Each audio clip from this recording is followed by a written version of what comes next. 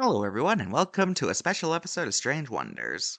As always, I'm your host, Mr. G. Happy Father's Day, everybody! Since I've already done seahorses, let's talk about probably the second most well known animal father penguins, which are birds that are part of the Sphenicidae family, which consist of nearly 20 species. Nearly every penguin lives south of the equator, with the only exception being the Galapagos penguin, which lives in the Galapagos. Obviously, that's part of its name. Before we talk about penguins, let's talk about the bird they're named after, the great auk, Penguinius impennis. The great auk was a bird that bore a superficial resemblance to penguins, but it wasn't part of their family. It was closer related to seagulls. So the resemblance is an example of convergent evolution. The great auk lived in both the Arctic Circle and Europe, so it was a pretty well-known bird. And because of that, we know a fair bit about it thanks to contemporary writings and art pieces, like how they had different patterns in the summer and winter, or that their young looked similar to penguin chicks, and that they got larger the more north you went. Sadly, though, the great auk faced extinction due to its feathers and eggs being seen as valuable.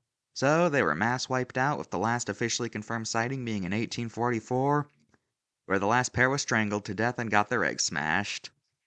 Decades later, Europeans discovered birds in the south that looked similar to the now extinct auk, so they named them after the bird, even though, as I said earlier, they're not close relatives.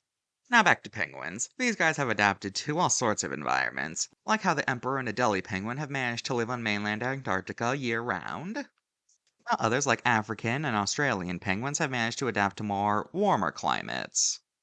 Penguins are semi-aquatic. They do not use their wings to fly, but rather they lost their ability to fly in exchange for the ability to fly through the water instead of through the air, which allows them to easier catch fish or escape predators like sharks, orcas, or leopard seals. During breeding seasons, females will lay her egg and then she and the other females will go out to look for food. During this time, the male is in charge of the egg, where he goes for months without eating while waiting for the female to return. Luckily, penguins have good metabolism, so they can do this just fine. Oh, and by the way, emperor penguins breed during the winter in Antarctica, meaning that he has to deal with blizzards and almost zero sunlight. So yeah, very dedicated fathers. The females return shortly after the eggs hatch, where she takes over the baby shift while the males break their fast and go feed. They then flip-flop between who takes care of the chick until they're old enough to take care of themselves.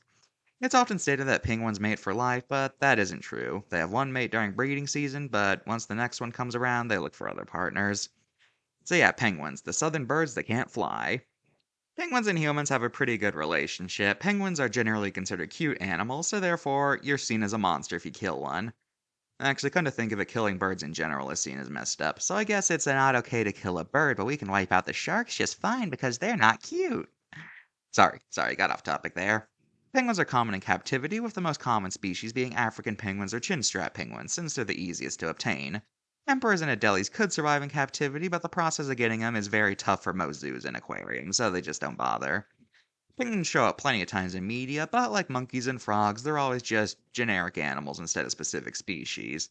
In the case of the penguins, they're just black and white birds that also have an orange beak. That also quacks like a duck. And they sometimes live in the North Pole, because why not? As for their status, most penguins are fine, but others are threatened or endangered. Though, thanks to them being cute animals, nobody wants them gone, so they're pretty protected. In fact, in Australia, they take good care of their penguins. They have snipers protecting their nests. Yeah. So, yeah, nobody wants penguins gone, but oh, if the gharial dies out, that's just too bad because it's not cute. Sorry, got off topic again. Happy Father's Day, everybody. I've been Mr. G. Thanks for watching this special episode of Strange Wonders, and normal ones will return soon. Goodbye.